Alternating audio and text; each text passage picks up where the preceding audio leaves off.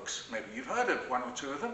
One of them is called We're Going on a Bear Hunt, with wonderful pictures by Helen Oxenbury. And another one I did is called Chocolate Cake. Maybe you've heard of that one too. Well, today is Empathy Day. What is empathy? It's a big word. Empathy means where you see things in the way that other people see things. So you might think about your mum or your dad or your teacher. How do they think of things? Your teacher standing out in front of you, looking at you. What does your teacher think? So that's it. So it's very important, because if we don't think about how other people think, all we ever think about is ourselves. So how can we get to be better at thinking in this way? Reading books, hearing books, that sort of thing. Because in books we find out about other people and the way they think. And we care about that, so we develop, we grow our way of thinking about other people. It's great. I'm going to read you the beginning of a book I wrote called The Big Dreaming, with lovely pictures by Daniel Egnaeus. So let's see what happens in The Big Dreaming. Got any ideas? What do you think? Big Bear looked up at the sky and sniffed. The cold was coming, and it was time to get ready for the sleep. For bears sleep all winter long and wake up in the spring. Little Bear was worried. Will I dream during the sleep, Big Bear? Oh yes, said Big Bear. You'll dream and dream and dream.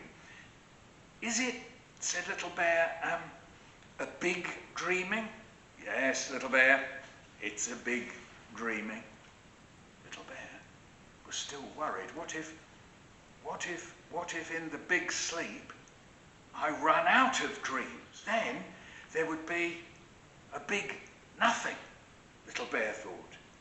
I know, he thought, I'll go and look for some dreams. So that's the beginning of the story. Now, stories often begin with something that's the matter, something going on that's not right, something that we need or we want.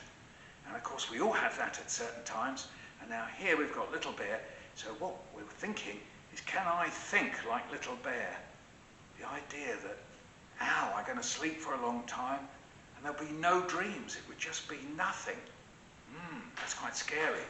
And Little Bear is obviously a bit scared and a bit worried. And maybe sometimes you've been a bit scared and a little worried. And when we read stories, what we find out is how to cope with feeling scared and a bit worried, because we find out how people do that. Will they get through? Will they manage it? You may know in another book I say we can't go over it, we can't go under it, we've got to go through it. Well, in a way, all stories are like that. We can't go over it, we can't go under it, we have to go through it. And that's what Little Bear's going to do. He's going to find out whether he can get through it.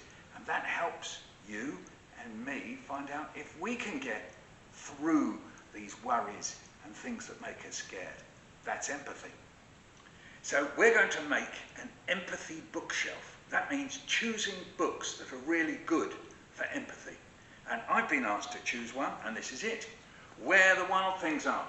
Story and pictures by Maurice Sendak. And in this book, we get to feel what it's like to be a boy who's really, really angry, and how he copes with all these feelings that he has. And in the end, he's a bit calmer. So I love this book, Where the Wild Things Are. So what we're doing is creating a huge, giant empathy bookshelf. So we want to hear, what books have you chosen? What books do you really care about that are great for empathy? So share it online using the hashtag #EmpathyDay. Today we're launching the Mission Empathy Challenge, and there are lots of activities to develop your empathy superpower. You can see some of them on the screen now. Get involved and read, connect and act. Read, connect and act. And I'm going to show you one today, Empathy Exchange, to get to know someone better.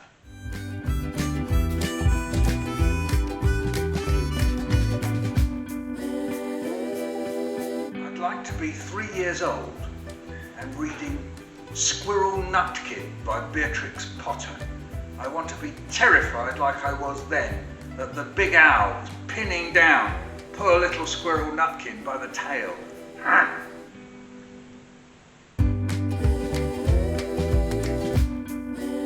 Very, very, very deep water, and I can't swim.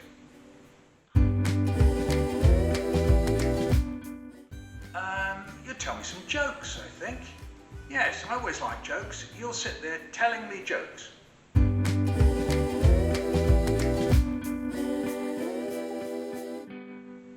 Oh, that was interesting, wasn't it? Actually, I can swim. I was just saying I was afraid of not being able to swim. What if? That's what empathy's like. What if? So now we come to the empathy resolution, where what we do is we resolve to do something. What are we going to resolve to do? Do something that'll help other people. Something that'll make something different in their lives. Or maybe it's just one person. Can you think of anything? Something that'll make a difference in other people's lives. And that's what you're going to resolve to do. That's the empathy resolution. So now we're going to see some other authors and illustrators putting their empathy into action with their empathy resolutions. My Empathy Day resolution is to be curious about the experiences of others, because everyone has experiences and insights that we can all learn from.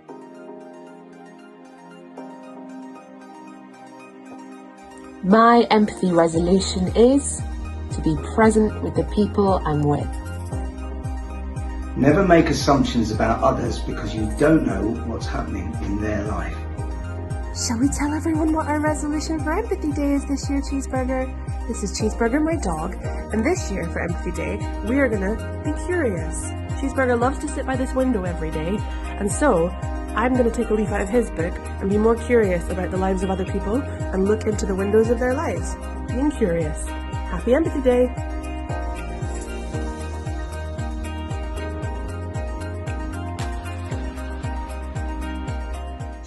My empathy resolution? Well, I think my empathy resolution is I want to go back to the hospital where the nurses and doctors saved my life and properly say thank you to them. Because I don't think enough people say thank you to doctors and nurses. So I hope that'll make them feel better. So what are you going to come up with? Are you going to come up with some empathy resolutions? Yes, you are. Now, here's a challenge. Can you carry out your empathy resolution every day? Every day from now until November, when we've got Empathy Action Month. Yes, and then you can see how you've got on, see the impact you've had on other people. Now, here's Rashmi Sirdeshpande, who's written this book, We've Got This, 6 Steps to Build Your Empathy Superpower. And she's going to tell us about all the activities, amazing activities you can do today.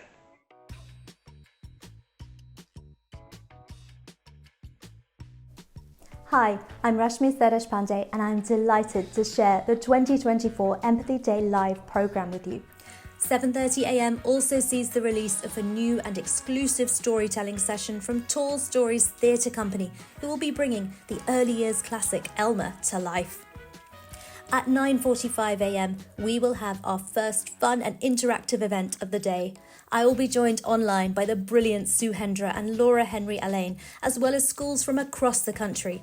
We'll learn more about how to give names to our emotions and how we can make an empathy resolution together. Then, at 11 a.m, we'll be practicing our listening skills, sharing our reading recommendations and building up our empathy bookshelf with Hannah Gold, Ian Eagleton and Jeffrey Boachi. And as if that wasn't enough, Rob Biddulph will be joining us for our traditional Empathy Day finale. And this year's Draw with Rob will feature a brand new character, the Karma Llama. All of our events are free to join, and you can find all the information on what you'll need to do to take part on the Empathy Lab website.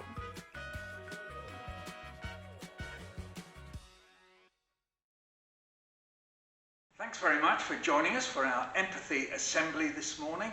So whatever you do about empathy, remember it can be about great big stuff, making a huge change, but it can also be about very small things.